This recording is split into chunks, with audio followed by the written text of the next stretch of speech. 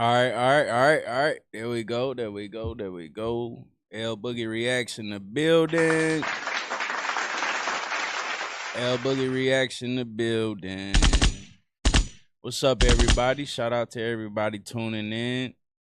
Yeah, man. I just want to give a short little statement real quick before we get started.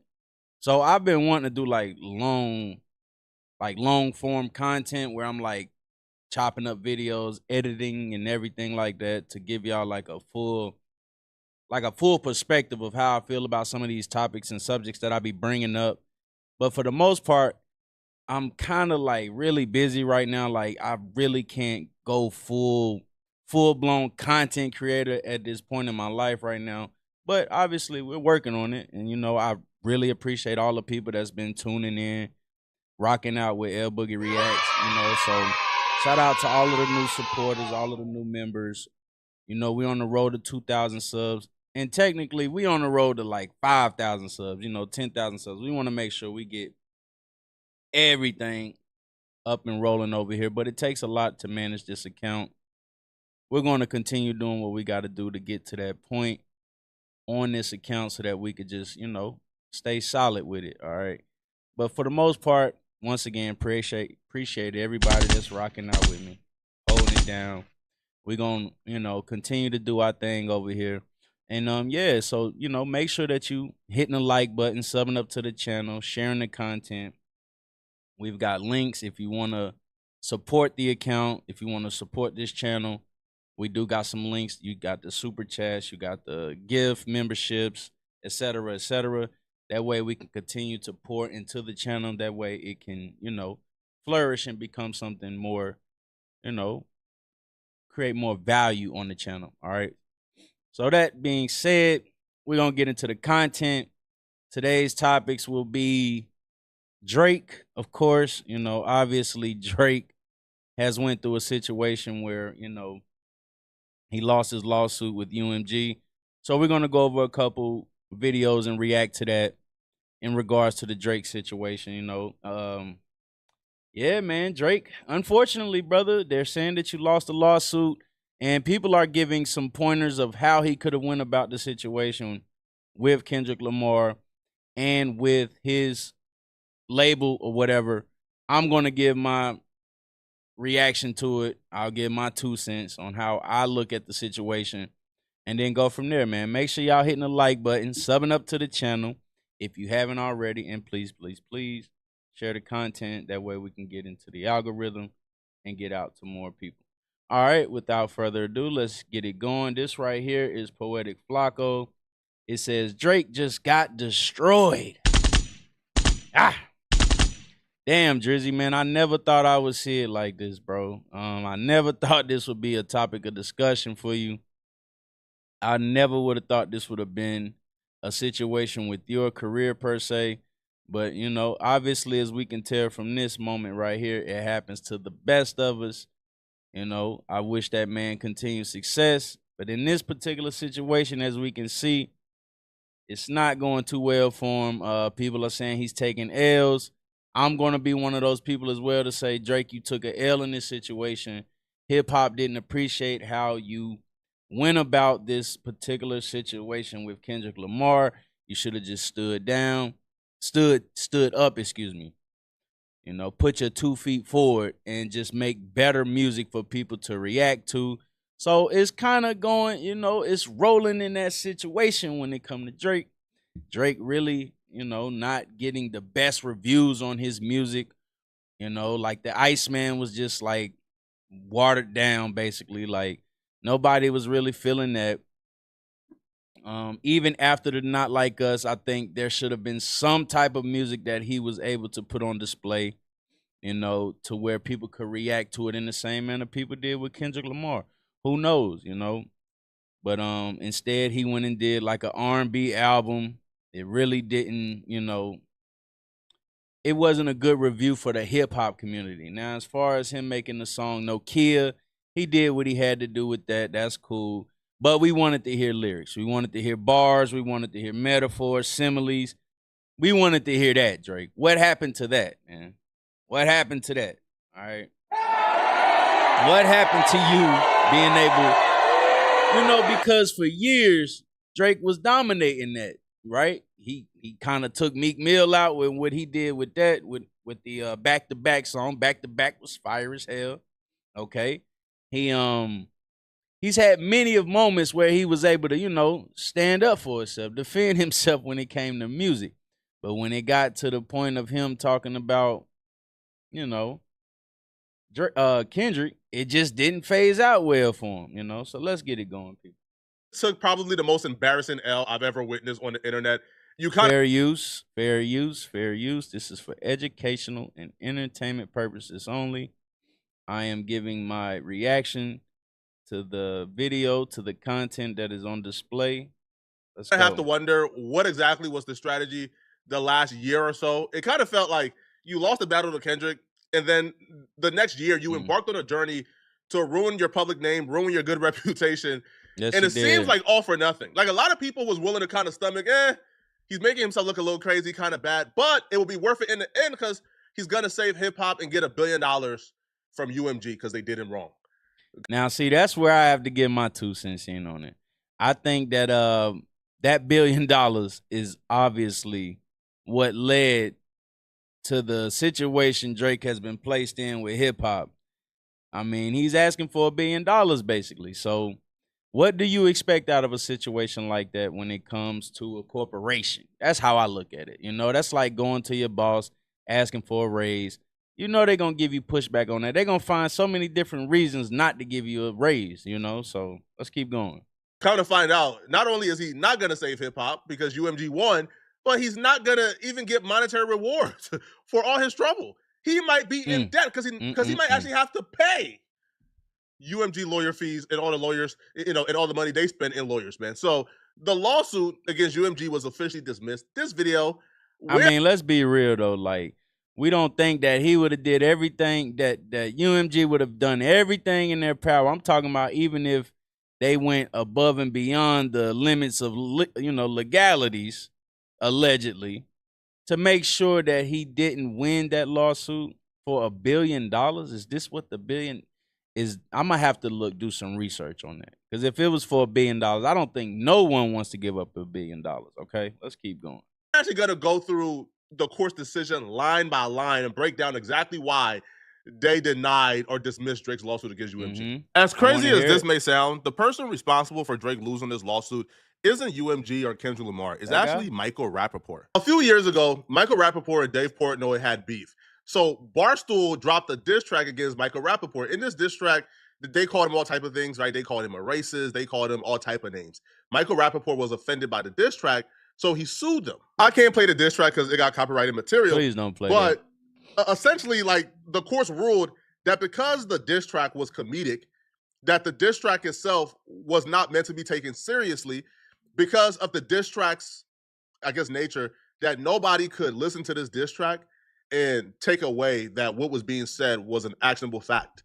And because of that, whatever was being said in this diss track could very easily be interpreted by the average listener as an actionable opinion. So hence Michael Rappaport has no entitlement to compensation for damages. And that was the ruling. Well, that set a precedent that... Bro, let's be honest. Drake is very big outside of America. No one and their mama knows Kendrick outside of America or before this beef. Well, maybe they did a hell of a job of getting his name out there then, because from what people have been showing on the internet, on social media, Kendrick Lamar has been selling out shows. He's been doing very well selling out shows. So maybe that'll change in the near future, and obviously it has already changed. Let's keep going.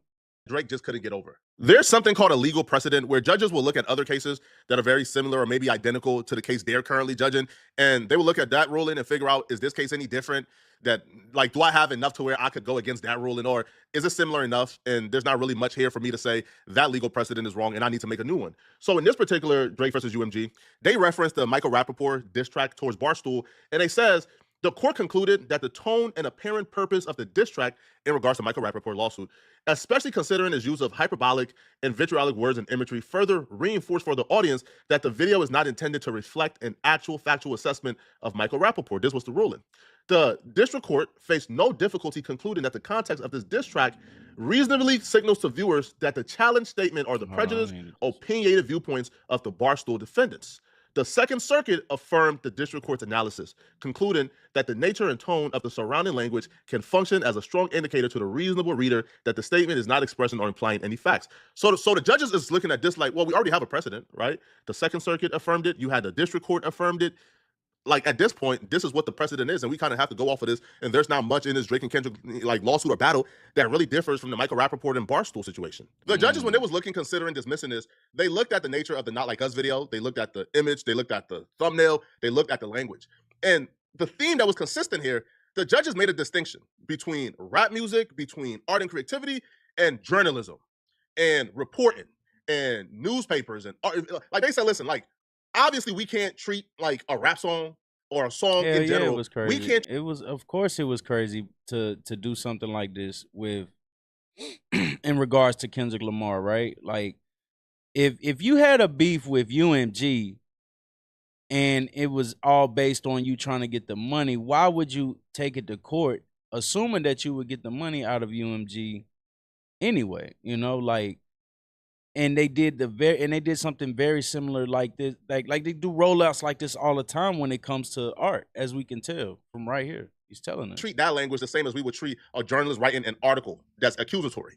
Clearly, right, the average person or the average viewer or listener would distinguish between a journalist writing an article that's accusatory and a rap song. The judges will say Not Like Us is replete with profanity, trash talking, threats of violence, and figurative and hyperbolic language, all of which are an indicator of opinion. A reasonable listener would not equate a song that contains lyrics such as "Ain't no law, boy, you ball boy, fetch Gatorade" or something. Since 2009, I had this bit jumping with accurate factual reporting. Now, this kind of shows too, like their opinion of rap music in general. They look at rap music as like absolute buffoonery. They're like, man, ain't nobody listen to the rap song and treat no rap song as like accurate factual reporting. Which I'll be real, most definitely.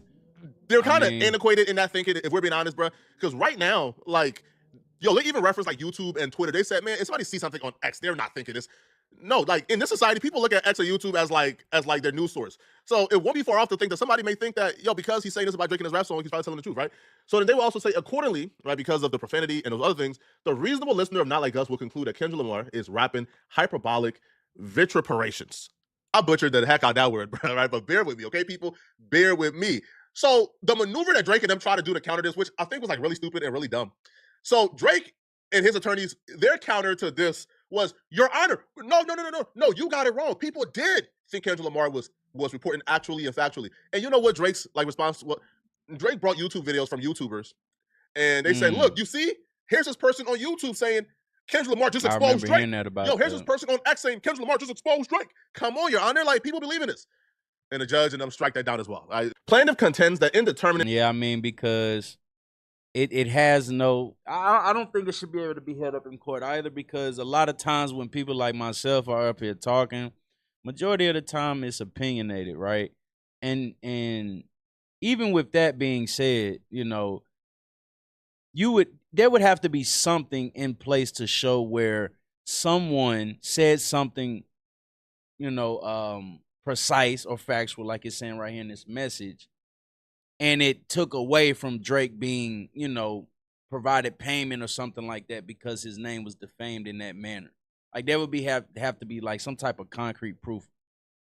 If the lyrics in Not Like Us express fact or opinion, the court must consider the subjective views of listeners as well as commentators in the rap industry and the press who understood the recording, video, and image as an attempt to convey a precise factual message about Drake. The amended complaint cites extensively to comments and posts from YouTube and Instagram that expressed the belief that the recordings had exposed the truth and that Drake truly was engaged in the activities that Kendrick Lamar was accusing him of.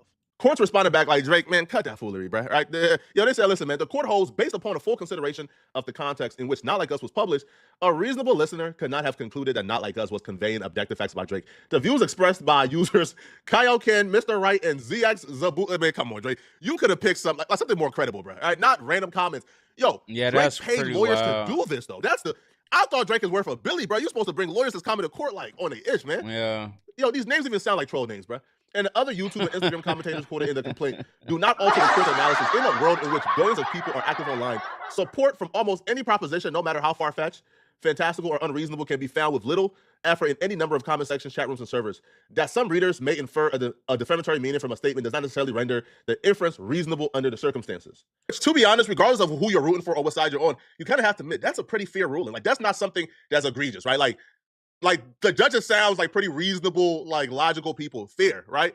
And another important aspect of this is the judges took into consideration the rap battle. The judges took into consideration diss songs on both sides. Yeah. And Drake and his attorneys, they fought tooth and nails. Because you damn sure said something about his children not being his children, bro. So a man can easily take offense to something like that, in my opinion, you know. And obviously he didn't take it as far as you did, but you were definitely throwing things out there that would, of course, seem, you know, low blows, basically. Like, y'all both were throwing low blows, bro. And on top of that, yes, this is hip hop. Like, you're going to hear all types of people talk crazy shit, social media, personally, all types of different ways to interact with a person. You're going to hear the most fucked up things, the most vile things come out of a person's mouth. For the judges not to consider the aspect of the rap battle or the other songs, claiming, yo, those other songs in that rap battle is very niche. Only Not Like Us was mainstream or was worldly. And the judge said, cut it out, bro. The document reads that Drake was arguing that the court should ignore the songs that came before and assess Not Like Us as a singular entity. Drake argues that the average listener is not someone who is familiar with every track released as part of the rap battle before listening to the record. They would claim that because Not Like Us is far more... Hold on, let me make sure. Does that look like can't really get the full...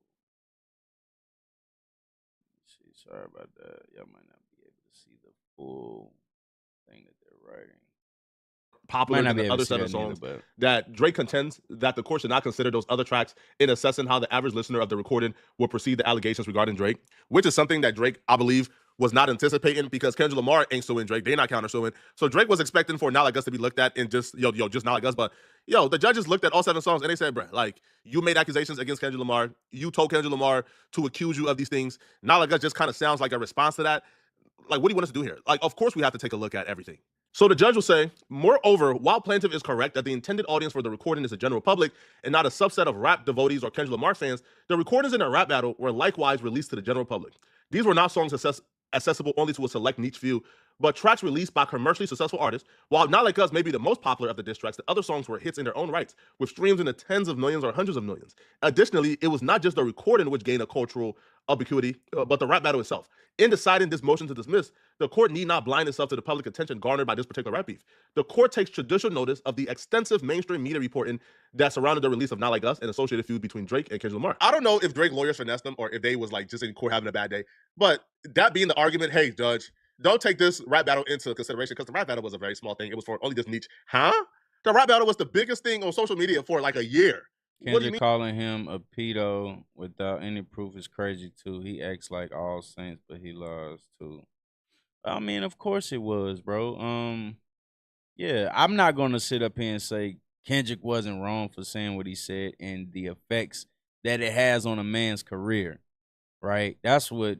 This is kind of like where Drake is going with it, right? Like, it's affecting his career. It's affecting the people that interact with him now. It's affecting it. It might have affected some deals, but I don't see them listing anything that affected his deals. I think he kept his record deal with UMG. I think that he still had his Nike deal. He had all his deals. So I don't think that it affected those things. He's saying that it affected him social wise. I think that, and I think that's also what Kendrick's intentions were, like to affect how people viewed him in the hip hop space, not being the best artist, not writing his own lyrics, dressing like he was from America, those types of things, right? I think those are the things that truly affected Drake. But as far as his money, it might not have affected his money per se like that.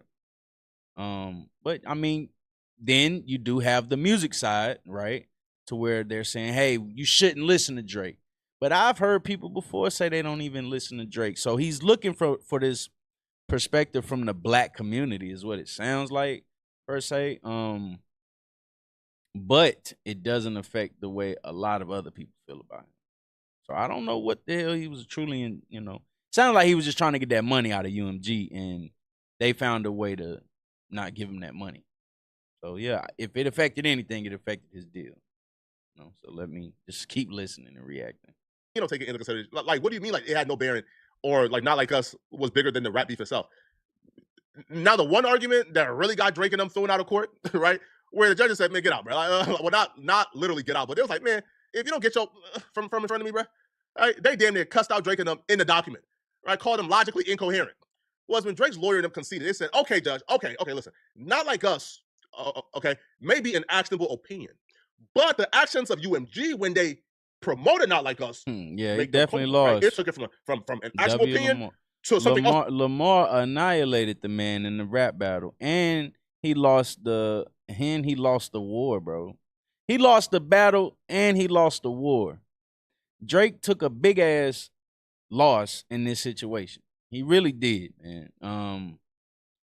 And it might affect the way people view him when it comes to his music now, you know. So because they promoted it, the judge just said, "If you don't shut up, stupid." The judge said, "Hold on. If you're conceded that it is crazy how you up 1 minute and then the next minute you down in that music space, boy. Like, boy, Drake. I mean, at one point, like they said, man, he has so many different diamond records. He sold probably billions of tracks of singles. This right here, just it's like, bro, maybe it's time to retire, or maybe it's time to stop doing hip hop. Obviously, the hip hop space no longer credits you in that category. Because I remember hearing Charlamagne say, like, what has Drake lost? He hasn't lost anything. He didn't lose in that way. But he definitely lost in the hip hop space. Okay. He definitely lost in that. There is no longer, or leave certain people alone. I'm gonna say that was it. Listen, it was either gonna be Drake versus J. Cole, J. Cole versus Kendrick, when it comes to rap, or it was going to be what did I say? Drake, J. Cole, then J. Cole, Kendrick, or Kendrick and Drake. So I think that might have been conjured up as well. We might not never know that, So I'm gonna say allegedly.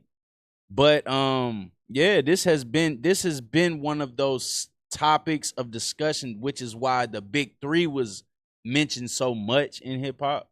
As far as them making that a thing, right? So you were either going to get J. Cole and whatchamacallit to battle it out, which I really still want to see J. Cole. Ain't J. Cole, I'm going to say this, 7-Minute Drill was dope. Some people denied it. They say, or, they was like, yo, it wasn't that good. But I liked it, all right? J. Cole rarely drops the ball on the track, bro. Hey, J. Cole, J. Cole, where you at, man? J. Cole might be on some. I mean, he was speaking that retirement stuff. So, but hopefully he doesn't retire until we get that J. Cole album. You know what I'm saying? Hell yeah, I would like to see that. We need that. We need that. Yeah, we need that. But maybe hip hop has taken a back seat. The hip hop taking a back seat because Kendrick killed it last year. He unalived the music career, the music game last year, and then we had the clips this year. So, but last year, I think I heard more Kendrick than I've ever heard. And a lot more people were in tune to how he was, and he did have to kind of step outside of how he approaches lyrics for the most part. But if you go listen to his album, then you'll hear a lot more of how he can coagulate the two. He can still drop game, he can still drop knowledge, and he can, get on that street shit, that real hip hop street shit. That was an actionable opinion when it was created and released. Then why would it not be an actionable opinion just because I ain't gonna promoted it? I think that's why I think that this was kind of a thing for them to get done. I think it was a thing for them to get Drake up out of here. I don't know if that's an unpopular opinion, but it's mine, right? I think that Drake was already the target but they just needed someone who was willing to do it. Kendrick is lame, in my opinion. I mean, that's your opinion, straight up. You know, I can't take that away from you. You know, what I will say is though, Kendrick was viable and reliable when it came to getting what was that? I think he was viable and reliable when it came to getting that man up out of there. You know, when it came to getting Drake up out of there, he was able to do it, right?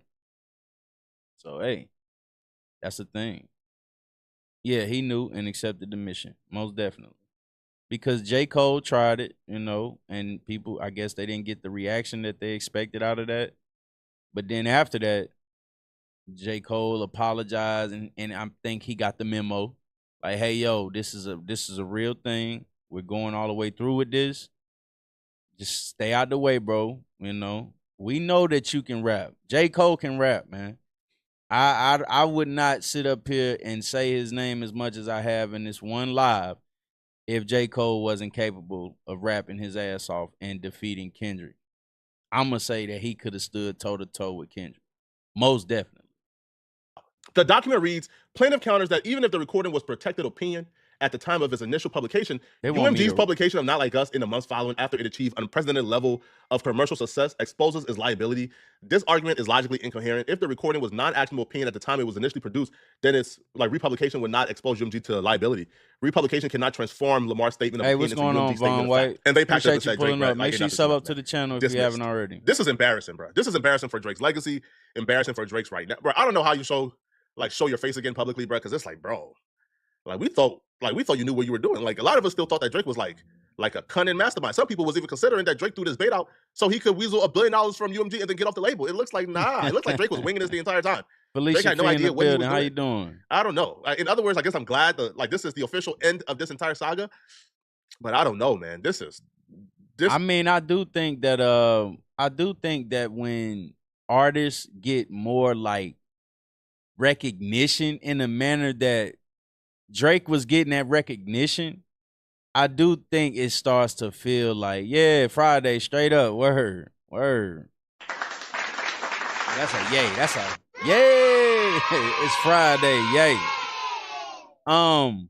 Yeah, I think they kind of put Drake on that pedestal, right? And then when it was time for him to fall, see, people like J. Cole, he was realistic about it. You know, he said he was gonna make an album called The Fall Off. You know what I mean? Because when you get placed up there for so long, that shit eventually starts to look cringe. Like, y'all don't promote no other music. This is all y'all want to promote, you know, but there's a larger budget into it as well. So I understand that completely. But yeah, I mean, Drake, shit, take your losses, bro. You haven't lost too much in the industry. You've been in the industry for years. Take your losses and run with it, bro. Keep it, you know what I'm saying? Keep it pushing, bro. Yeah, he got plenty of, man, they said that man had 10 plus diamond records. All right? 10 plus diamond records. What are we talking about here? That means that you're a multi-star. You know what I mean? Like, you got many stars. Yeah, it does start to feel one-sided. It's like, bro, y'all ain't gonna put no one else up there. Even when it come to J. Cole and Kendrick as well, we all have to step back and look at ourselves like, hold on, this shit's starting to feel biblical. It's starting to sound like this is the only thing we have to listen to. You know what I mean? It's just bad, Drake. Hell yeah, still on the horrible, Billboard. Horrific, man. Like, the only shadow of W people was holding out left for Drake was, yo, maybe Drake would get $1 billion and look like the genius in the long run by exposing the music industry, right? By releasing the detonator. He didn't even get a chance to go to. I'm not gonna disagree with you on that, Hulk Hogan. I ain't gonna disagree with you on that. Yeah, I know exactly what you're referring to, and I'm gonna just keep going. Oh, and expose like the payola schemes, expose the bots. No, he got shut down before it even went to a jury. Y'all let me know in the comment section, man, what do you guys think about. Shout out to Poetic Flacco for that video. Let's go to the penultimate. Let's go to academics. I listened to a little bit of his shit earlier today because he be having the information about the to a place I can imagine. Victim of. Okay. I just want to see if he has a little bit more insight But if not, we're gonna keep it going. Everybody online, I'm feeling good. Let's see. No. Okay. All right. So if you guys haven't seen the news, Drake lawsuit versus UMG was surreptitiously dismissed today. And I think it was really dismissed to the is left to go. This is day 2. Okay. All right. So if you guys haven't seen the news, Drake young boy coming to Charlotte lawsuit versus too. UMG was surreptitiously dismissed today. They already said that you cannot bring a bag, no type of bag. All right, you can't bring a bag to his show. I don't know what that's all about. People have been saying stuff about our people acting the fuck up out there. See, we're gonna get into that too, talking about the black fatigue and all of that. Because we can't make it easy on these people to label us in the way that they labeling us, okay? We got to find another way to interact with each other. If y'all beefing with each other or something, just rap about it, obviously. Shit, let's stop all the damn wanting to hurt each other and all that shit, because all that does is makes it more difficult for the people around us. You know what I'm saying? I think it was really dismissed to that's the good, dismay then. of many people within Drake's camp, and also to the lawyers. Now, how did this happen? What happened? Why did this happen? What does it mean? I can tell you a few things off rip. Let me tell you this, man. This was like hitting a buzzer beater. Everybody from the industry hit me today. And I'm going to be honest with you. I never knew how much the Drake lawsuit was impacting overall music business. I'm not only really talking about only UMG, but people who work at Sony, Warner. All right, we got 82 people watching, man. And the number's been kind of steady. Can we get 10 subs? Let's get 10 subs, man, to all the people that's watching. Let's keep going. Tell that this lawsuit that Drake filed. Because we still got to work over here, people. On top of that, like I said, if y'all did miss the message earlier, I do want to do long-form content. For the most part, it's a little bit more difficult because I'm not doing this full-time right now. We'll get there, though. You know what I mean? We will get there. To keep the account going, hit the like button, the sub up button, share the content. We can get more algorithm, opportunities. Support the channel. We got memberships. We got some merchandise coming. I'm just conjuring that up as well. I'm trying to figure out how I want to put it out and what I want it to look like for the most part. All right, let's keep going. Was kind of ruffling some feathers. Appreciate that. Regardless, appreciate that, Emmerich. It was basically like a buzzer beater. Niggas start hitting me from that I ain't talked to in years. They said we back on road. It's lit again. It's lit again. Motherfuckers is coming outside now. Because Drake now gone? We're gonna break down what does that mean. Why did Drake get his lawsuit tossed? And what are his next steps and what will his relationship be with these entities and labels? Hey, that's funny because when Drake was popping, everybody wanted to do music with his ass. And now he ain't popping. They excited that he gone. But that obviously means that there was no room for them to even make music and, get to that peak that Drake got to. Which means somebody put him on a pedestal. Are we going to blame UMG for that? We might be needing to blame somebody for that. Okay, I think that needs to go up here. Let me replay that. But let's keep going. He chooses to continue his music career.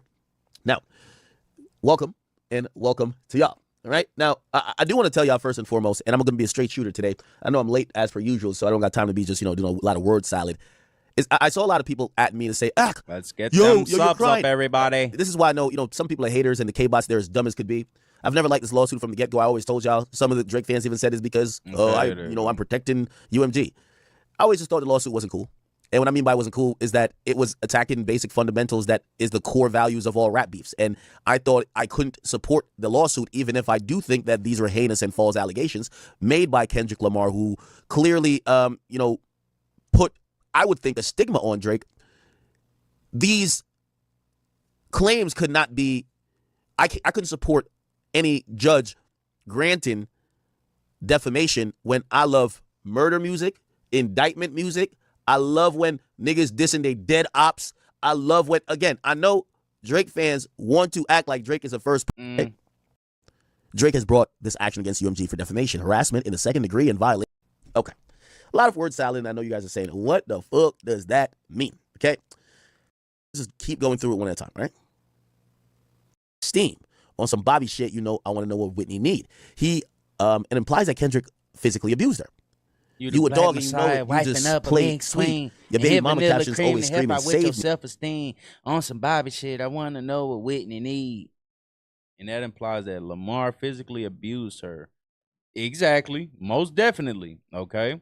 You a dog and you know it. You just play sweet. Your baby mama captions always screaming, "Save me." You did it dirty all your life. You're trying to make peace. That's why I say he went below the belt too. Okay, that motherfucker Drake definitely went below the belt. It's crazy that he wants people to feel sorry for him, but what if you would have won the battle? How would you have felt then about the defamation or the, you know, the name calling? You know what I mean? You know, like, think about that, right? Yeah, yeah, Drake feelings was just hurt. Think about if this man would have won the battle and won the war. What he had, or not the war, but think about if he'd won the battle. Would he have reacted like this? Like, seriously. That's not pimp Drake. Like, how would you have felt then, brother? You know? Because you damn sure said, and he just said it, you the black messiah wifing up a mixed queen and hit vanilla cream to help out with your self-esteem. On some Bobby shit, I want to know what Whitney need. You a dog and you know it. You just play sweet. Your baby mama captions always screaming, "Save me." You did it dirty all your life and trying to make peace. I heard that one of them little kids might be Dave Free. Don't make it Dave Freeze. You know, like, you was really basically talking big shit. Like, you basically made that man sound like a woman beater, a womanizer, an alcoholic. You made him sound like an alcoholic. You made him sound in so many different things that could defame a man's character as well, right? So why all of a sudden is it not cool when you lose that battle? So, I don't know. Let's keep going. You did all that. You did her dirty all her life, trying to make some peace. Kendrick released a song, "Not Like Us," and it's explicitly named that because it says no way, right? Exactly. Yeah, it basically says, "Not Like Us" says Drake and his associates are PDFs. Jeez. Okay. Specifically, "I promise I would have been arrested. I'm too famous for the shit that you suggested. Drake is not a name that you're gonna see on the sex offender list." Huh. Okay. Not Like Us was a huge commercial success. It's gained immense popularity on streaming and social media platforms, and it's been streamed globally more than 1.4 billion times on Spotify alone. I think that goddamn Super Bowl hurt that man feelings too, talking big and then went crying to sue. That's gangster. I guess that's how they do it on Degrassi.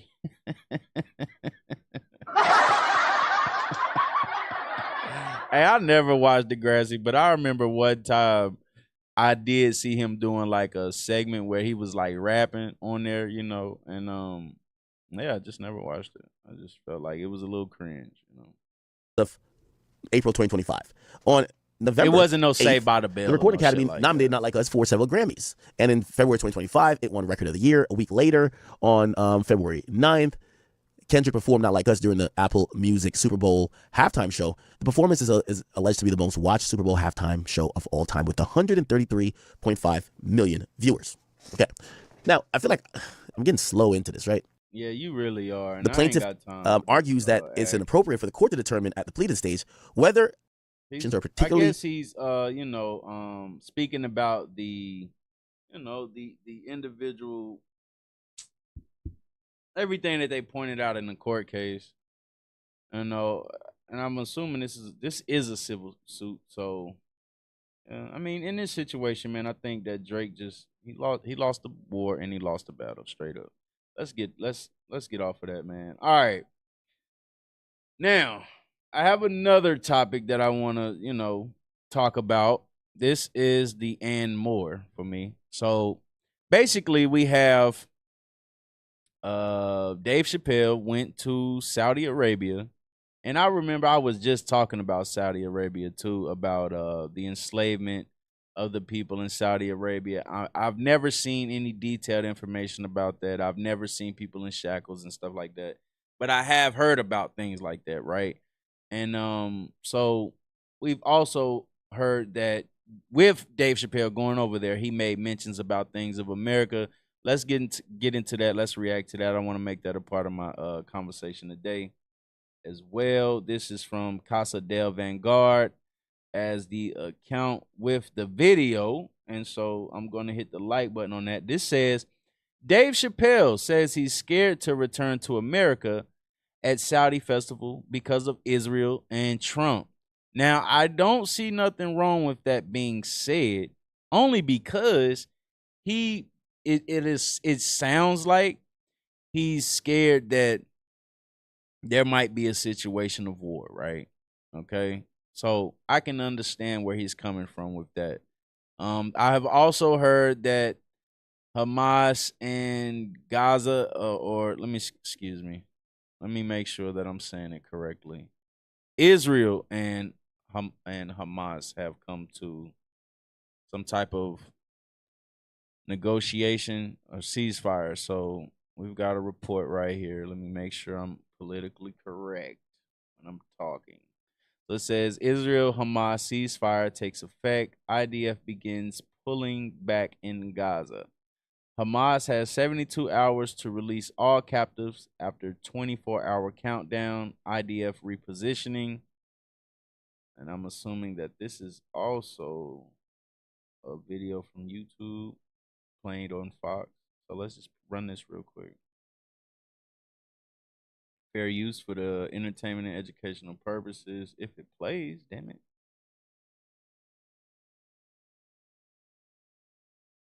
Let's see here. We're getting a little bit of feedback from our studios. Well, let's see if we can pull it up on Fox News. Let's see if Fox News has the report, which I see they have the report.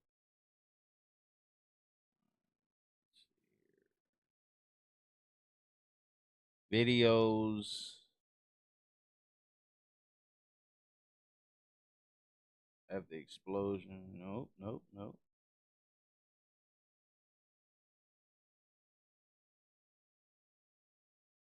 They dropped so many. All right, here it goes. Let's bring in Steve Harrigan, who is live on the educational and infotainment. Basically, damn it, let's go. Ground in Tel Aviv with the very latest on the ceasefire deal between Israel and Gaza. Hi, Steve. And so that's a holy war. Love. I really don't understand that fight because ours is right here. It's immediate. Somebody was supposed to be making peace somewhere. They messing with Dave again. Peace finally. Okay. Let's go. Carly, the Israeli government gave approval to Trump's peace plan just after 1 o'clock in the morning. That means a ceasefire is going into effect in Gaza, as well as the beginning of the withdrawal of Israeli defense forces. Those forces are already on the move. They are pulling back to a predetermined line. About 53% of the country, of the part of Gaza, will still be under the control of. Is this the Sunni and the Shiite, or the Sunni and the Shiite battle? Is that what this is? Israeli forces, and then the clock will start for the next 72 hours. That's how much time Hamas will have to release all 48 hostages, dead and alive. President Trump, who's coming to the region, had this to say. The hostages will be coming back Monday or Tuesday. I'll probably be there. I hope to be there, and we're planning on leaving sometime Sunday, and I look forward to it. Everybody loves the deal, so it's a great honor to have been working on it, and as you know, it's all finalized and done. President Trump has been asked to address the Israeli parliament, the Knesset. In that invitation, the Speaker of the Knesset Let's get said, to 1,800 subs. Your leadership. Come on, man. We got 57 watching. Let's get to 1,800 subs, man. Y'all can do better than that, man. Let's go. America is not only a military superpower, but a moral superpower as well. Some sad news for one Israeli soldier, Michael Nachmani, 26 years old, a first sergeant. He was killed by a sniper in northern Gaza just hours before that ceasefire went into effect. Guys, back to you. Steve Harrigan live for us this morning. Steve, thank you. Let's bring in Benjamin Anthony, an IDF combat veteran who served in Gaza following the October 7th terror attack. Benjamin, take us inside the mind of the typical IDF soldier who just spent the past 2 years trying to get the hostages home. What are they feeling this morning? Well, first of all, good to be with you. Thank you very much for having me. And with regard to the typical mindset of an Israel Defense Forces soldier, I can tell you as someone who served alongside. Which I'm assuming that this is over land, if I'm not mistaken.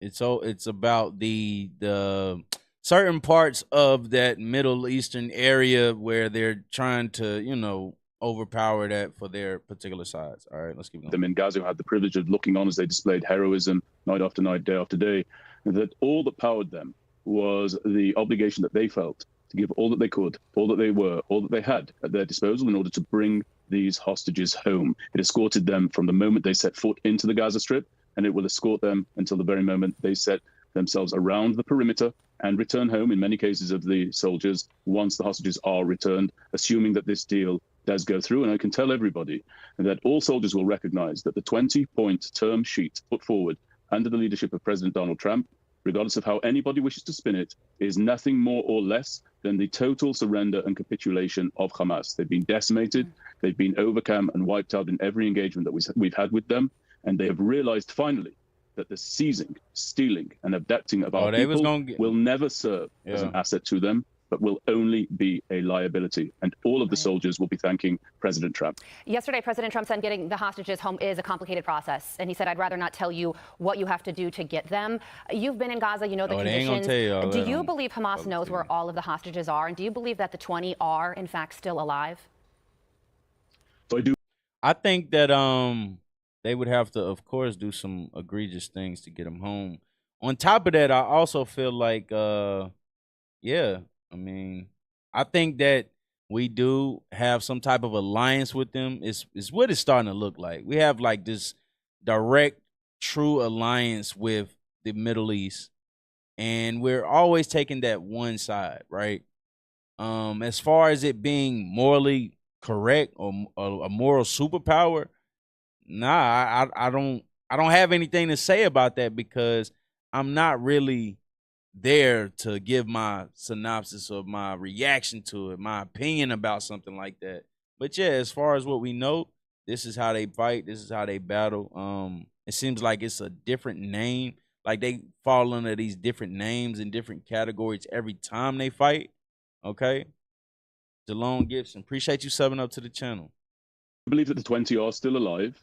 I do escort this entire deal with a sense of very cautious optimism and sustained skepticism as to the word of Hamas. I don't believe that any deal is done until it's done. But of course, if we receive the hostages as scheduled, I will take a backseat to no one in terms of the celebration that I'll feel in my heart and in my head. Having said all of that, there is a difficulty with the hostage repatriation, those who are deceased, because apart from anything else, some of them are held not just by Hamas, but also by Islamic Jihad, Palestinian Islamic Jihad. We may see some sort of agreement and disagreement between those two terror organizations, but I believe in time, as we've shown to this point, the IDF will demonstrate that we will not leave any of these hostages behind, neither the living nor the deceased. A bit of a logistical question here, but the plan, the 20-point plan, calls for the rebuilding of Gaza, but it also calls for the 450 miles, and that's an estimate, it could be more, of terror tunnels to be destroyed.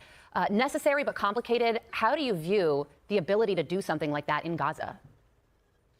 Well, I think that the details of what's now started to be discussed as the second part of this ceasefire agreement. So the first part is the return of the hostages and the release of the prisoners that Israel holds inside our jails. Many of them, of course, hardened criminals and terrorists of the worst kind. I want to make a point about that.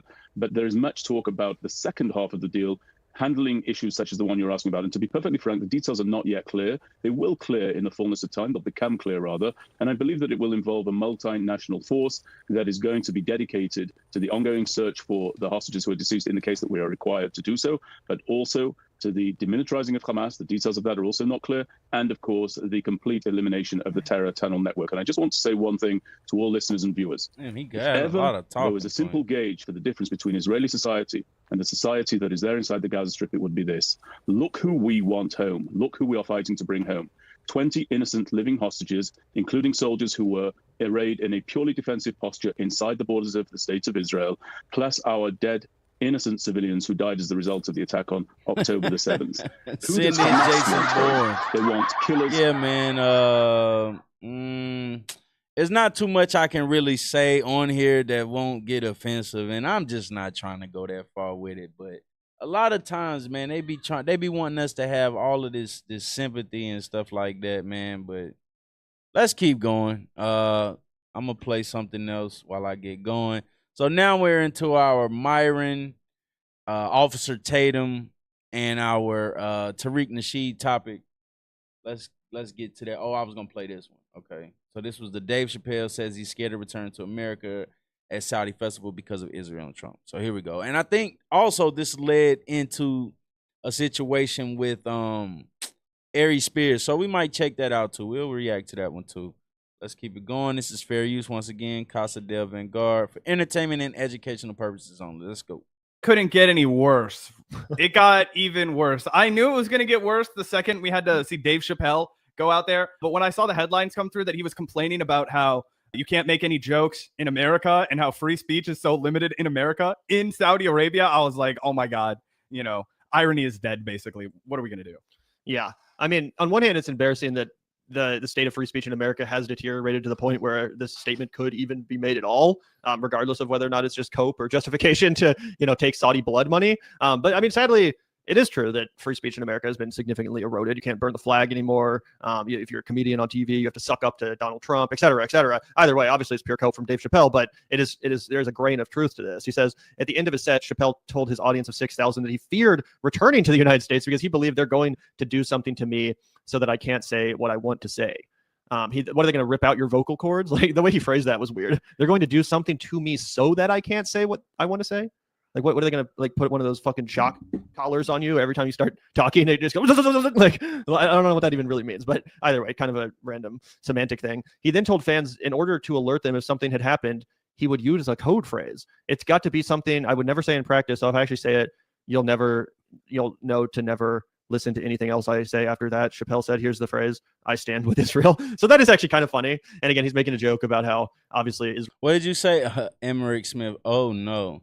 Not him per se. Man, that fucking guy's annoying. Myron's annoying as hell. And he's one of those guys that speaks from a standpoint of, black people should be able to handle their own shit, All right, you said that's a dumb statement from Dave Chappelle. Let's see what he said. At the end of it said, Chappelle told the audience of 6,000 that he feared returning to the United States because he believed they're going to do something to me so that I can't say what I want to say. He then told fans that in order to alert them if something had happened, he would use a code phrase.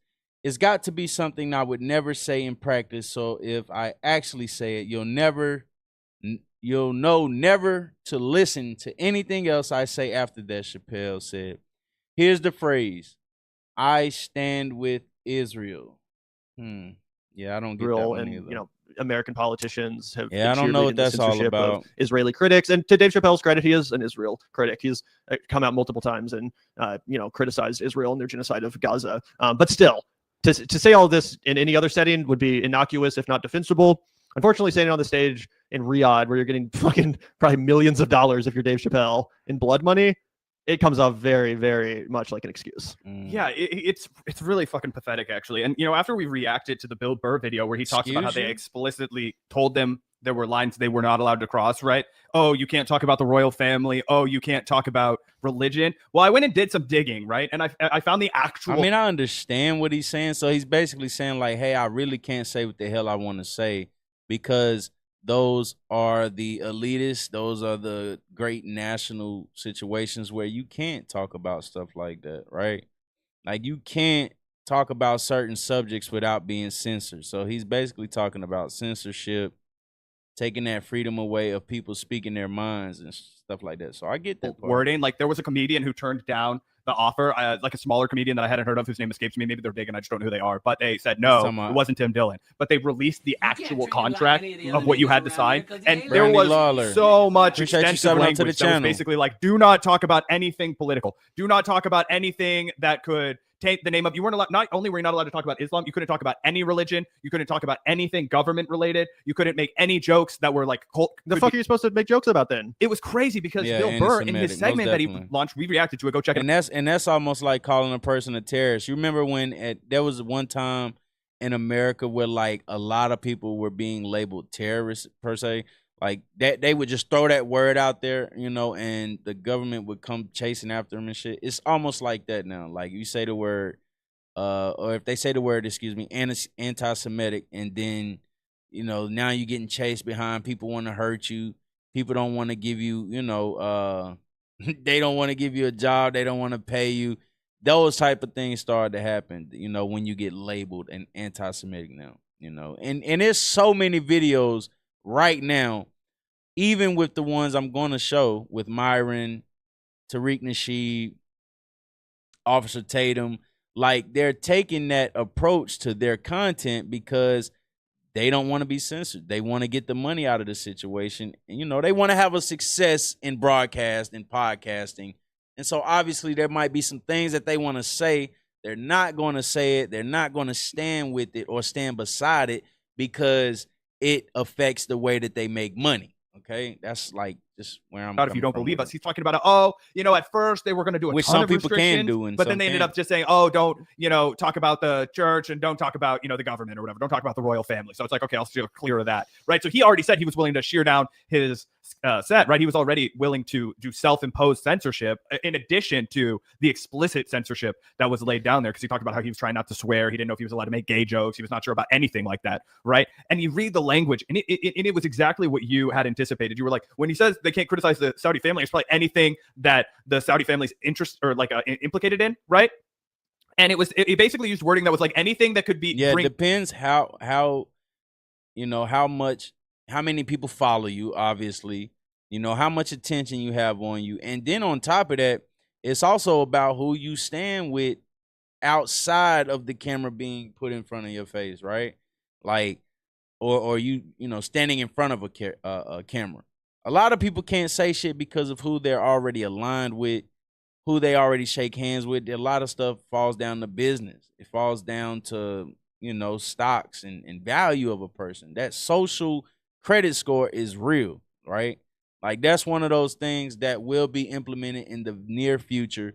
It will affect us in America based on how we talk, who we stand with, who we shake hands with. All those things will affect the way we make money in America from now on. And it's soon to come.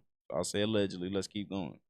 Shame or bad press to the Saudi royal family and the Prince of Saudi Arabia and all these things, and they all just agreed to it, right? So it's so fucking people in glass houses throwing stones. It's so pot calling. We need 5 more subs. Let's get to 1,800 subs. People, let's go. Some virtuous guy to act like he's a moral truth teller. Which in this instance he is saying, hey, it's correct what he's saying. Like he's on the side of Palestine, not Israel. I would never say I stand with Israel. Ha ha ha. It's a funny punchline, but that's really all it feels like for him, right? It doesn't feel like he actually has any teeth to it because he's willing to sell out for money. It's like, well, how do I know that you won't just sell out to Israel when they double the check that Saudi Arabia cut you?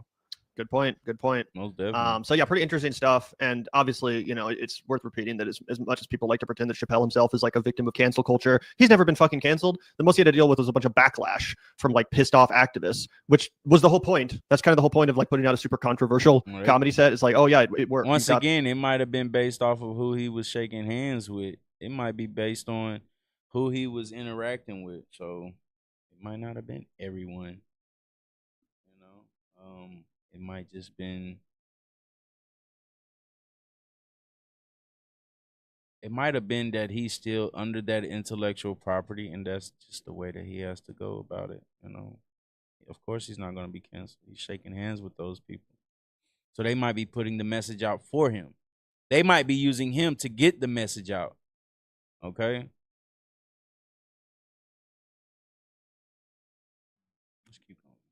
The effect that you were going for. People got triggered. Good job. But he's never been canceled. He's never been censored.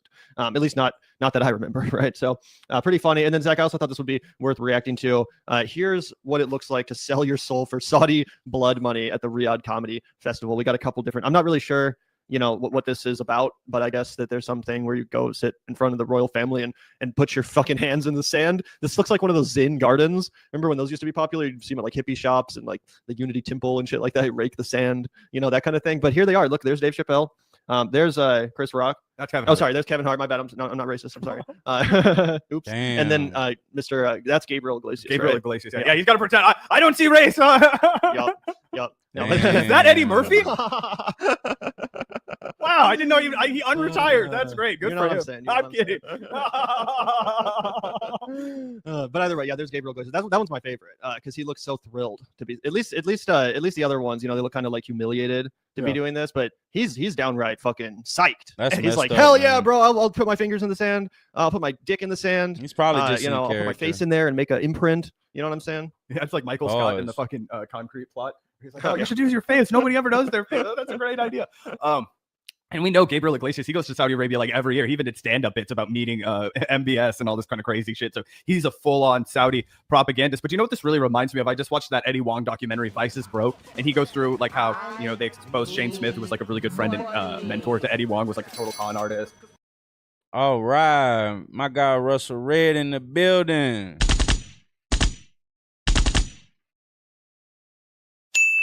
Ping. Yes, Lord. Shout out to Russell Red with the $9.99, or was that the $10? Let me see which one that was. Let me see. I just had all my shit pulled up. Let's see here. Oh yeah, $10. Respect to my dog Boogie with the hoodie, getting the content. Talk your ish, player. Appreciate that, man. Appreciate you coming in. Excuse me, wrong one. Appreciate that, Russell Red. That's what I'm talking about, man. Thank you, sir. Yeah, I'm glad you're enjoying the content, by the way. Someone said, Dave Chappelle. I always like to play my shit again. Hold on, let me play that again. Let's play that again, people. I need money. Why don't it read my shit? I'm going to have to update that. It's supposed to read my shit. It's supposed to read it as well. What an absolute dumbass. We shouldn't be listening to anything these clowns have to say if they think Dave Chappelle has never been blacklisted. Dave Chappelle was 100% canceled. What do you think happened to all his TV shows on Comedy Central? Did this to live under a rock. See you. When he doesn't know something like this, that's how you know, yo. That's how you know, yo. I think Dave Chappelle, they said, left on his own, man. I think that's what that was all about, you know. I don't think that it had anything to do with him being canceled. I think that he wanted his intellectual property to stand in the manner and go in the direction he wanted it to go in. And when it didn't go that way, that's when he stepped away from his Comedy Central. Was that Comedy Central? I don't know if that was coming.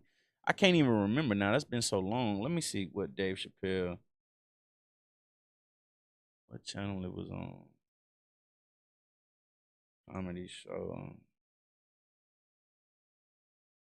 His skit show. The Chappelle Show. Chappelle Show. I forgot who owns it. I think it was all about his show. Basically, he wanted to make sure that he could get majority of the pay from it as well. I think he was getting a small percentage of what he was bringing in. From my understanding, he was making like 50 million. Yeah, and he wanted like it was worth way more. So they were giving him a very small percentage, right? Okay, Comedy Central, most definitely then. I don't know why I thought it was named something else. That's my fault. But yeah, I remember that vividly being the conversation about $50 million. Remember, everyone was saying he was running away from $50 million. You know, turning down $50 million. Knowing damn well, of course, a lot of people wouldn't turn down $50 million, right? But how much money was the deal worth, you know? Instead of him just getting that cut fee, excuse me, how much was the show worth? If I'm not mistaken, that's how it went, all right? One of the greatest shows to ever be displayed on television was the Chappelle Show, and to just see it fall in the manner that it did, yeah, they told him, by the time you make it home, your friends will all think you were a crackhead. Like Prince laughing my F. All right, let's keep going. And he was like a total fraud. And he was like one of the people that they interviewed. They were like, Shane's totally humiliating. Yeah. Totally. It's kind of like, what's it with all these like weird dictator countries, like, and their stupid like humiliation rituals? Like, isn't there some, I don't know if it's Saudi Arabia or one of the other ones, but remember the photo of Trump like putting his hands on the orb or something? It was like all these politicians like had to put their hand on the orb. And then obviously there's the wall in Israel that people love to circulate videos of people like kissing and shit like that. Yeah, that's the one. Oh, Saudi Arabia. Also Saudi Arabia. They got all kinds of shit you have to touch. They're like, touch all our weird fucking artifacts when you're in our country. Like, here's this the globe. Was also displayed at Simpsons too. The Simpsons showed the orb. Let me see if I can pull up that picture of that image. Yeah, this was definitely I remember that was definitely a topic of discussion. Simpsons, Saudi Arabia. So the Simpsons, it says that's false. Simpsons 2002 false prediction. But that's a pretty weird picture though. That's how could that be a false prediction, or how could that be fake and that shit look as real as possible? And people are talking about it. But yeah, I mean, shit. Why would we ever expect anything different in a situation like this when it comes to the people we can't even interact with? Like, you can't even interact with your government that much, like the president and all that. It's very rare that you're able to shake hands with that person, walk up to him and talk to him about shit like that. So a lot of this stuff I just take for face value. I take it for exactly what they're showing me. I don't take it for anything else. Oh, but then here's the sand, and then you got to come over here and touch the fucking alien head. Like, what the fuck is it with all this stuff? What is the why don't we make people touch shit when they come to America? Like, you got to walk up to the Statue of Liberty and fucking touch it, bro. Well, actually, in private, Donald Trump unzips his trousers, spreads both ass cheeks, and you just have to push your face right in there. But that happens in the Oval Office, so there's no cameras present. Yeah, you're probably right, honestly. You're probably right. The Kobe one was crazy to me. R.I.P. to Kobe, man. I think they had said something about Kobe being put on display in The Simpsons. Mr. Kobe Bryant. I'm not being insensitive to him or his family. I'm just doing it for, like, you know, basically bringing up the shit that makes a lot of sense on how we are being ruled over. You know what I mean? Remember, The Simpsons predicted the death of Kobe Bryant via helicopter crash aired in 2017. Like, shit like this should always be taken for face value, right? When a person show you who they are, you believe them, basically. Like, they've been showing us who the hell they are, and a lot of us want to fight that shit, you know? Definitely want to fight that. All right, I think it's enough of those guys, because like you said, I really don't know what their content is, per se. But it's probably this type of content. But shout out to Casa del Vanguard. And it seems y'all could definitely sub up to those guys. All right, here we go. The celebrity jump. Myron finally gives Officer Tatum what he deserves. And yeah, for the most part, with these two guys talking, I really just be wanting to talk my shit about these two guys and just proving how, you know, we kind of sell out for the money, of course, on top of that. And then on top of that, man, like they're trying to get our own people to, you know, trying to discredit everything black people are saying when it comes to us uplifting our communities and changing the trajectory of them. They want to just downgrade that, downplay it, act like it doesn't exist. Like, man, I'm tired of that shit. I'm tired of hearing people talk about black fatigue and they're not doing anything to help it. Only thing they can do is give their fucking commentary about it. And it's not positive commentary. So, hell yeah, you damn right. I'm going to say something. I'm going to stand with my people forever. I'm never going to turn my back on them. And we're going to get there. All right, let's go. Recently, there's been some tension between Myron and Brandon Tatum, or Officer Brandon Tatum. If you can remember, Brandon Tatum was a really close friend of Charlie Kirk, and he also played somewhat of an influential role within Turning Point USA, especially when it came to, appealing to black conservatives. And that's what Brandon Tatum did. Now, on the opposite side, Myron is more to the extreme right. He is not a big fan of Charlie Kirk. But once Charlie Kirk passed away, you had Myron crying, acting like he really cared. But really, Myron was critical of Charlie Kirk, simply because Charlie Kirk was a Zionist or a supporter of Zionism and a big-time supporter of Israel. And this is the same case with Brandon Tatum. Brandon Tatum is a big-time supporter with Israel. He stands with Israel. There's some debate if Brandon Tatum is on some level of a payroll. He did interview Prime Minister Benjamin Netanyahu. And so Brandon Tatum's position the whole entire time is that, listen, Nick Fuentes and Myron are fake. When Charlie Kirk was alive, you guys criticized him. And now that he's dead, you guys want to, act like you like him. And so both of these guys have been going back and forth on X and then, talking about having a debate. So this debate actually happened, all right? And I want to talk about certain key elements of the debate, especially if Brandon Tatum is a paid op. Why do you think that they're paying influencers $7,000 per post? Why do you think that they bought TikTok? How many influencers Why do you they think pay? they're putting out this? Hey, when you see a motherfucker, they streaming equipment, they backgrounds, they backdrops. When you start seeing them wear different clothing, you know, they start talking different. They start talking like somebody done got to them or programmed them or something. I'm gonna go ahead and say, hell yeah, something off with this.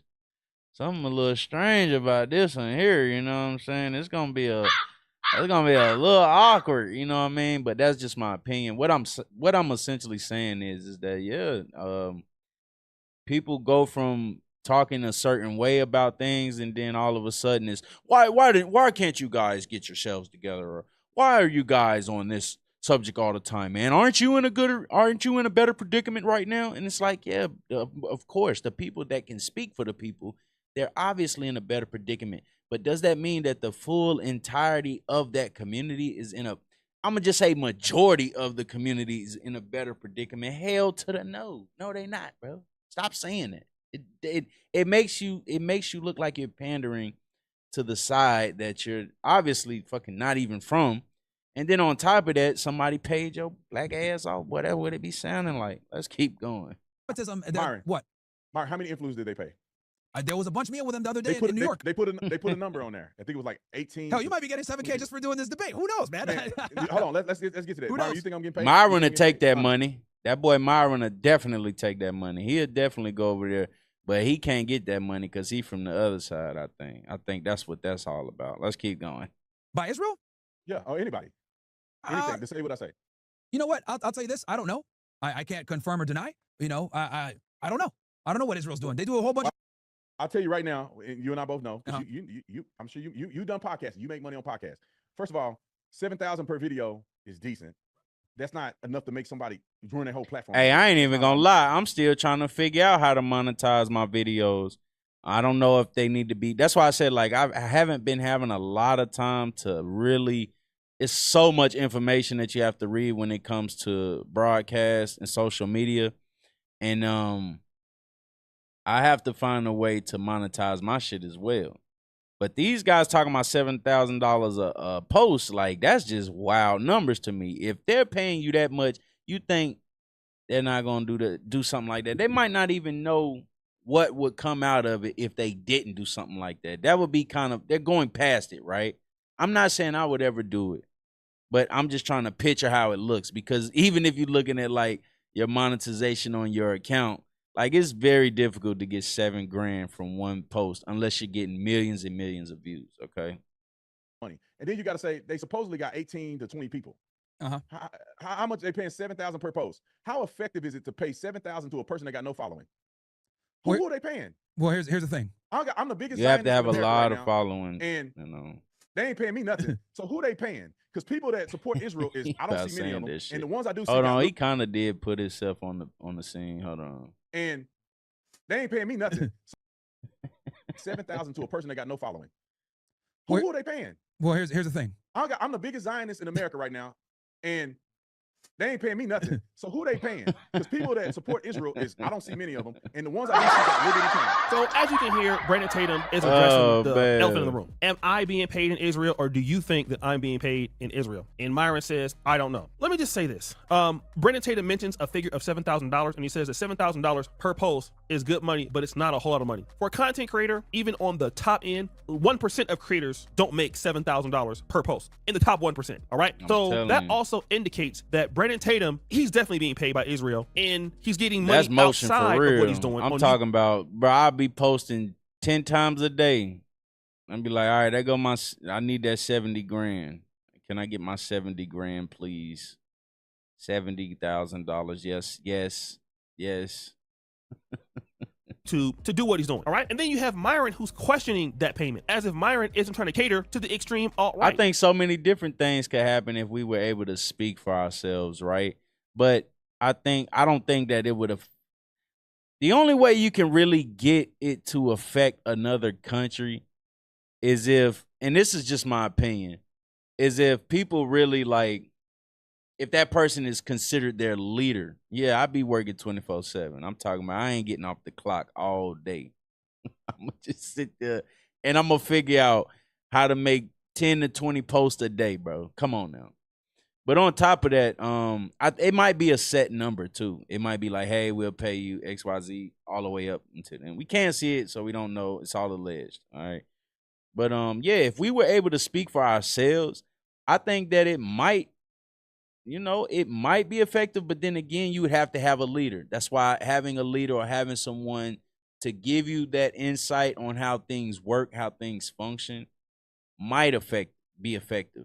But for the most part, the people that are talking, if that's the case, a lot of people are saying the same thing on YouTube, saying the same thing on Instagram, saying the same thing on all these different platforms, and it hasn't been effective, okay? It's not really changing it because people are not looking at them as leaders. If they were looking at them as a leader and that's what they're standing for, that's, then something might change out of that. Literally, we've seen Myron try to copy Charlie Kirk's style, going to schools, going to all of these places. And they already look at us like we need a leader. So, yeah, them paying that to be the leader, the role of it, that makes, it does make sense. So I get that part. But, no, I'm not doing that. I can't speak for something, like I said, that I can't pinpoint. If I can't pinpoint it, it isn't real to me. That's just how I feel about it. Let's get the likes up and let's also get the subs up.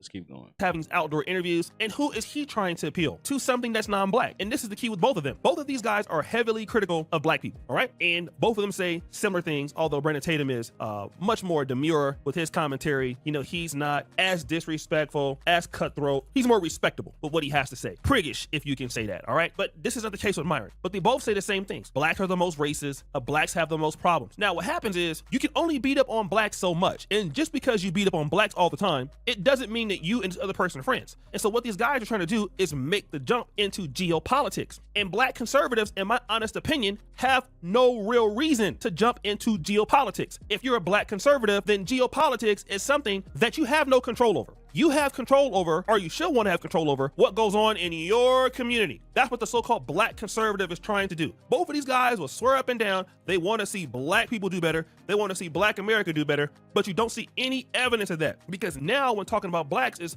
kind of old and done, now here they are trying to grift on the next step. And so they go deeper into political talk. We go to war in these Middle Eastern countries for Israel. Why? Because Israel has an enormous amount of lobbying power in the United States, and they control every infrastructure point, whether it's media, the government, big tech, etc. They have an enormous amount of power in the United States and influence, and they use said influence and power to wage a foreign policy that benefits Israel. This is the problem. No, you're saying that America did all of that, foregoing the benefit of America, foregoing the safety of America and stability of our reputation just for Israel. Yes.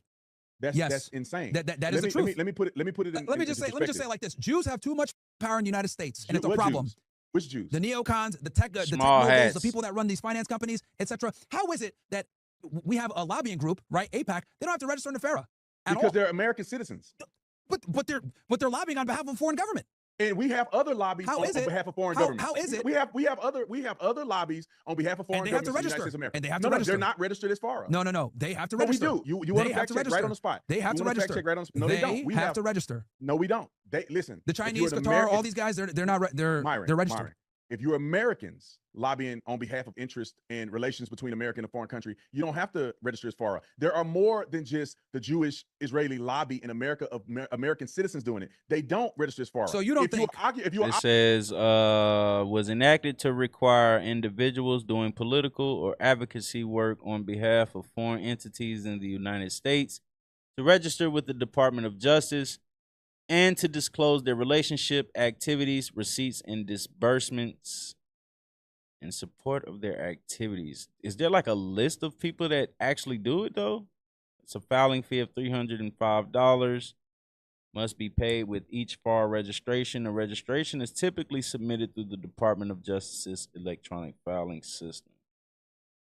But is he saying so it says, why doesn't Israel register under FARA? Leaked documents from the Israeli Ministry of Justice revealed that in 2018, the ministry was concerned that compliance with FAR would damage the reputation of Israeli-directed American groups and that political donors would be reluctant to fund them if registered under the law. I have to look more into that. Let's keep going. operating on for a country, you have to register as FARA. Okay. We see that Israel registers FARA when they influence things in America. So Brandon, you don't think the Israelis control our foreign policy? No, they don't control our foreign policy. They lobby on behalf of foreign policy. They do have some control, but they don't control it completely. Now, basically, they're talking about this whole thing called FARA, all right? And FARA is the Foreign Agents Registration Act. Now, Brandon Tatum is, in my honest opinion, is getting the better of Myron in this, because Myron is talking about, certain groups not registering for FARA. And FARA basically is a U.S. law requiring anyone acting as an agent of a foreign principal, like a foreign government, political organization, to register with the U.S. Department of Justice, all right? This is to ensure transparency about who is influencing U.S. public opinion or policy on behalf of foreign interests. Now, let's look at somebody like Ben Shapiro, I believe. Ben Shapiro has the Daily Wire. Ben Shapiro is an American citizen. However, he is a person that lobbies for the country or the state of Israel. He doesn't have to register for FARA. That was the point that Brandon Tatum was making. But also, the point that Myron was making is, listen, Israel is controlling a lot of our foreign policy. And Brandon Tatum was like, so basically, the foreign nation might just pay Ben Shapiro instead of, because he doesn't have to register. He's an American citizen. That makes sense. Okay. Well, they don't control it all the way. Red flag. Okay, so you're admitting that a foreign nation is influencing our foreign policy. That's already bad, okay? Because could Uganda influence America's foreign policy? No, like absolutely not, right? So Israel is doing it. Now, the next clip is shocking. So let's put it in perspective, Myron. Who gives more money, FARA or not? Qatar or Israel? Israel gives more money. No, they don't. Yeah, they do, and I'll tell you why. Because private donors don't have to. Miriam Adelson gave Trump $100 million just last year. She's just one donor. Elon Musk gave him $250 million. Sure, but what I'm trying to say is doubled what she gave. Sure, but what I'm trying to say is that we have a bunch of donors that give money, right? Wink, wink, hudge, hudge, to congressmen, to senators, etc. Help them, etc. That none of that gets. A lot of times that stuff doesn't get reported. No. Hold on. Let's go they back gotta use an APAC tracker to find it. Let's go back to fact base. When you go to FARA, Israel is registered FARA. Qatar, China, Japan, Saudi Arabia, all of them, China, Japan, Saudi Arabia, did I say Qatar?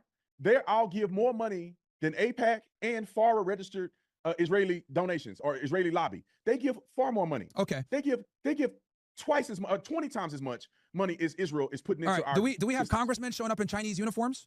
Do we have anti-Saudi Arabian laws in place to deport college students? Do we have mass censorship for anyone that's critical of Qatar? No, dude. These guys run our country, and to not admit that is absolutely nuts. So they start talking about who is spending the most money. Brandon Tatum counters Myron's claims by saying Elon Musk is giving more money than certain Jews. You have nations like Qatar. You have nations like Dubai or UAE, China. They spend more money lobbying the United States than Israel. And then what Myron is countering with is, well, how many of these people are enforcing laws on their behalf like Israel is? And to say that Israel is not controlling the country. And again, these are valiant points, or decent points on both sides. But again, let's get back to the nitty-gritty. If you guys are black conservatives, in comparisons, and I would say Myron is not really one, but Brandon Tatum, where is your commentary toward the community? And the reality is, a lot of these big-time influencers, they don't feel like it's enough money in the black community to influence. Like, let me just tell you this, like the work of the black community creators, it's really difficult. All right, I'm just gonna be honest. You don't get a whole lot of money like the top guys. Well, that's also a point of why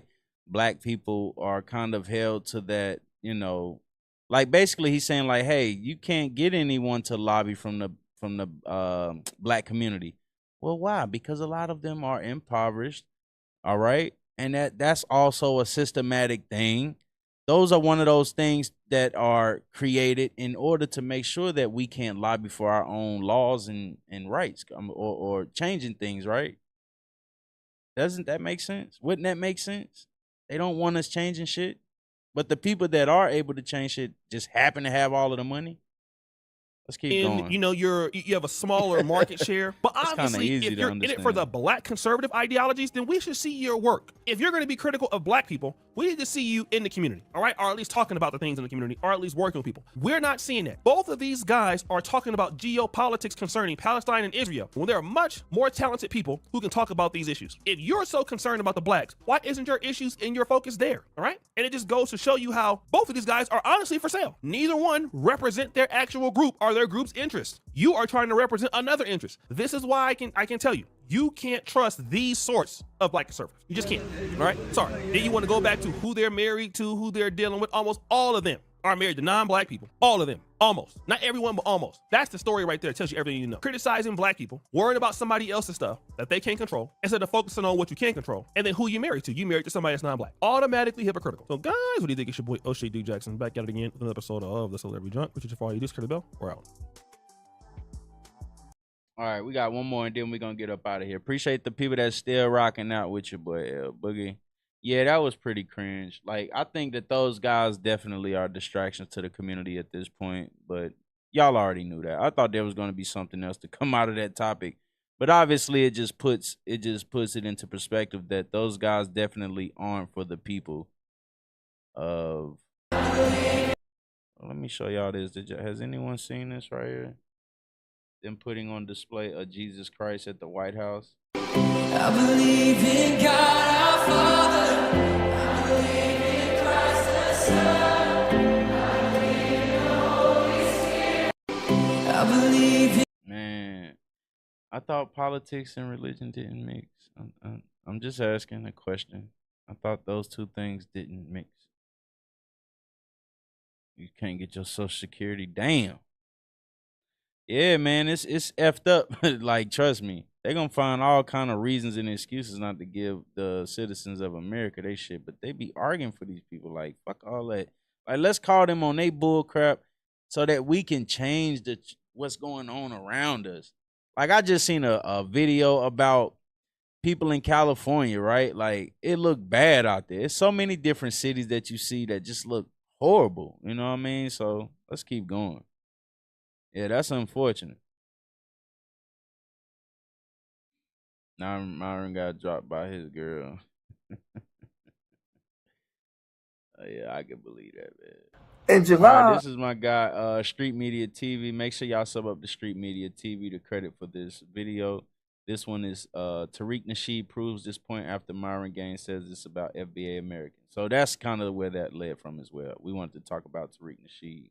Of 2021, what he had did, because basically this video is going to capture how we can still do things as black citizens in America. Like, we could definitely take our money and, you know, we could rally together and put our money into things that we want to make happen, and every one of us could just do that, right? So like the manner, the direction Tariq Nasheed took it upon himself to go out and fund something. I believe they're saying it's a museum, but it might be, you know, just a building, right? Like wherever it's located at, and I have to do more research on that. Like, he was successful in that, which gives every citizen in America, black citizen, hope, basically. Like, we can do the same thing. It doesn't have to be looked at as just something that he did. It could be looked at from a standpoint of, we can all, you know, get 10 or 20,000 people to rally up for us, donate, and now you got something of, you know. Tariq Nasheed start crowdfunding on Indiegogo. Now, one thing about Tariq Nasheed that I do like about that brother, whenever he came online and he crowdfunded for something, he's always delivered. He always showed up. You know, he crowdfunded for the Hidden Color series, the 1804 series. And the Hidden Color series was phenomenal. So many different things. So when he came and said that he was going to do the Hidden History Museum and he crowdfunded on Indiegogo, I was with him. I donated. I believe that he would get the job done. Unlike other people, he actually shows up and shows out. R.I.P. to Nipsey, man. Nipsey was one of those guys as well. He, you know, he lived that American dream. He understood exactly what it took to change the, you know, the community around him. You know, unfortunately, he lost his life earlier, you know, but Nipsey Hussle was definitely one of those guys that could give you knowledge and game about the way that America functions, the way that capitalism functions. Those are the things that our people need to learn. That way they'll be successful in anything that they touch, you know, because they'll understand how it functions. He did this promo for it. Wait, this is Tariq Nasheed. And you're right, elevated, underestimated. They definitely working together. You know what I mean? Like, they're definitely working together on that shit. Like, y'all two bumping heads, but you talking about the same shit on the stream, like, that's just stupid. You know what I mean?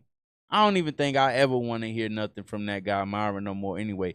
Because when he was doing that Fresh and Fit podcast with the other guy, like, it was cringe. It was like, it's just weird. You know what I mean? Like, why y'all keep bringing up the same subjects about women?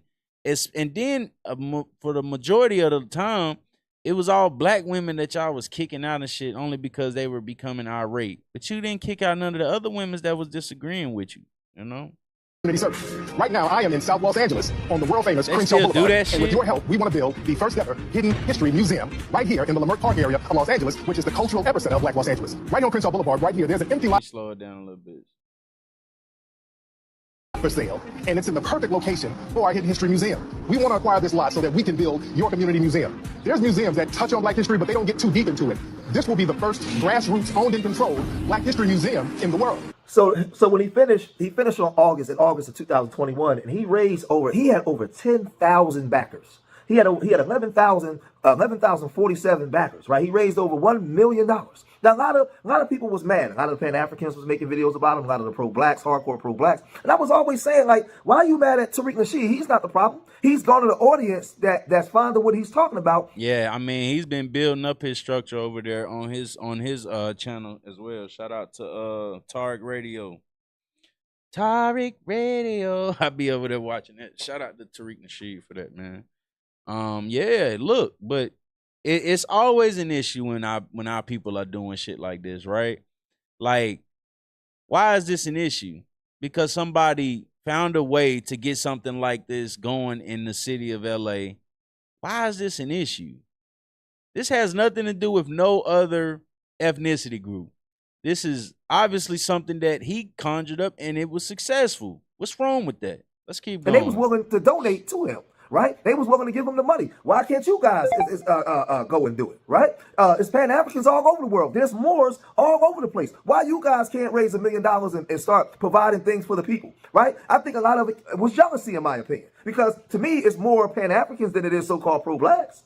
Right? It's more, you have all these Moors all over the place, but everybody was upset with Tariq Nasheed. I wasn't, because I'm not a hater. I saw what he was doing, right? What he was able to do. He has the attention of the people. Now, he didn't get... Hey, nah, that's crazy, though, because the fact that he's saying, like, hey, why can't the Pan-Africanists, why can't the Moors do things like this, and they're receiving more support than the black community?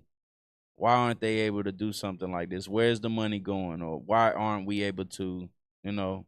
That museum in that Lamar Park, so people was trying to say that he was scammers.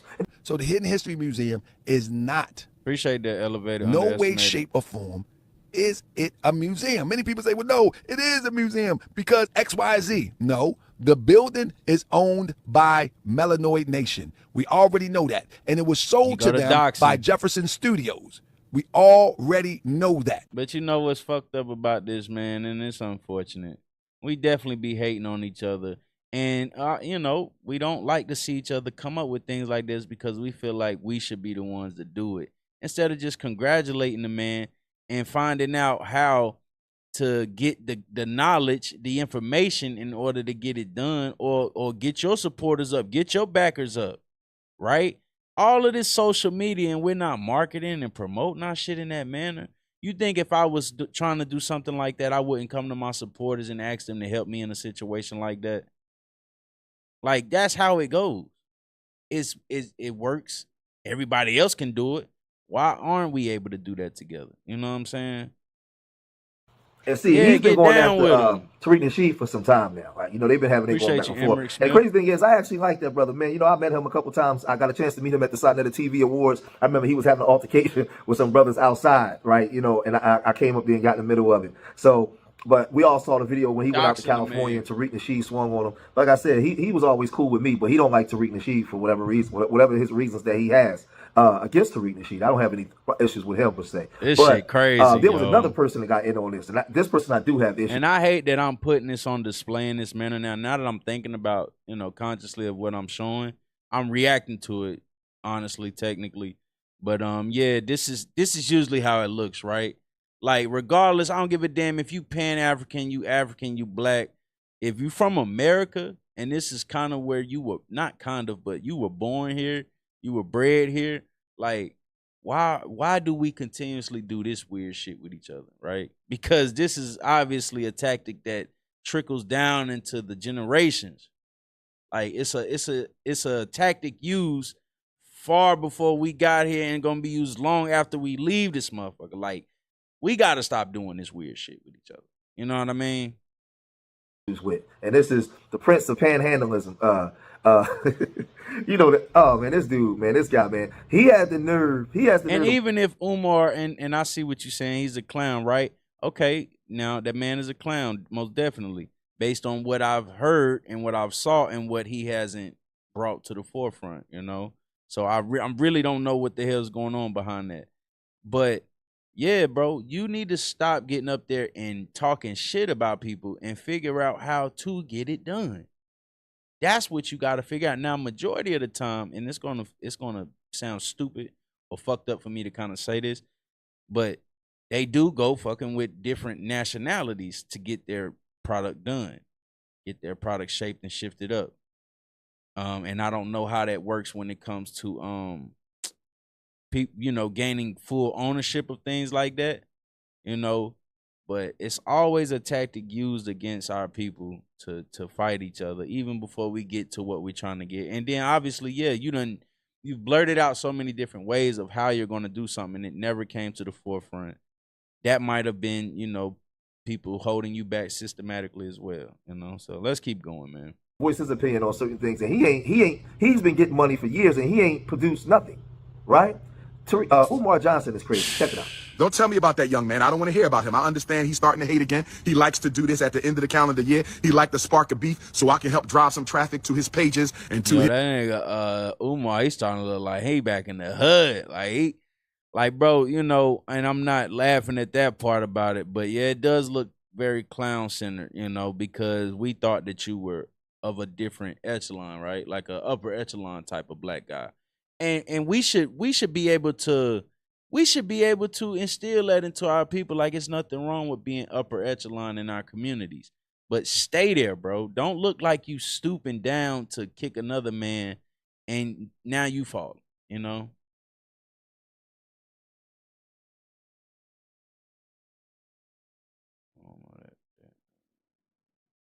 All right, that had kicked me down.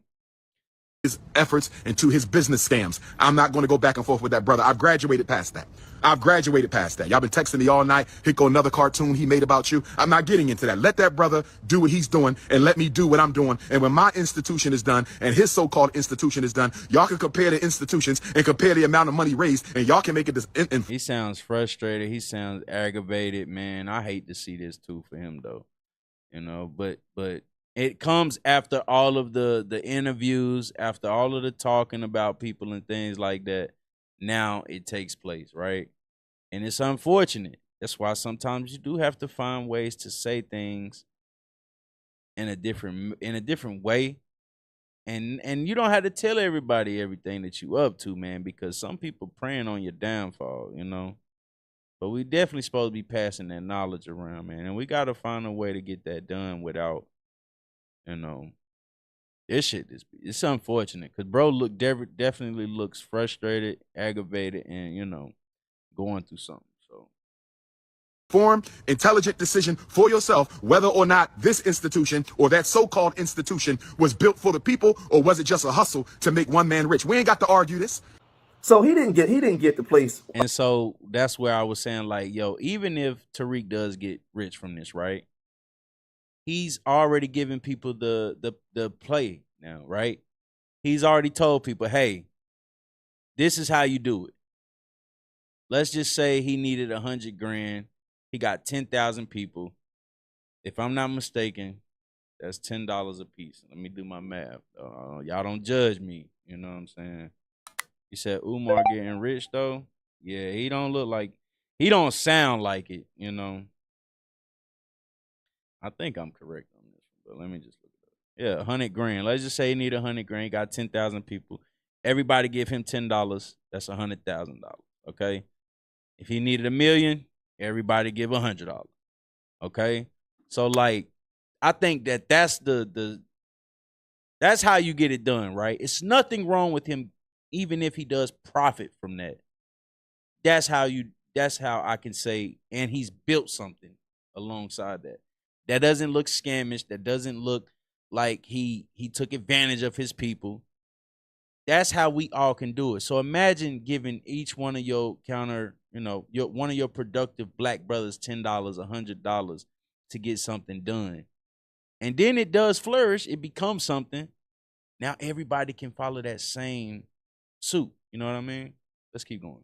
That he originally sought out to get, but he eventually delivered with a museum and a place. He put $800,000 down on this place, right? He opened it up, and on the weekends, you know, they have events. It's like an event space that they use to raise money because remember, it's grassroots, it's black owned, it's not getting federal funding, right? He's using for event space, so they have events. They bring in comedians. They have certain things that go on the weekends. At the event. Yeah, once you get that space, once you get a space like that, like you can do anything in that space.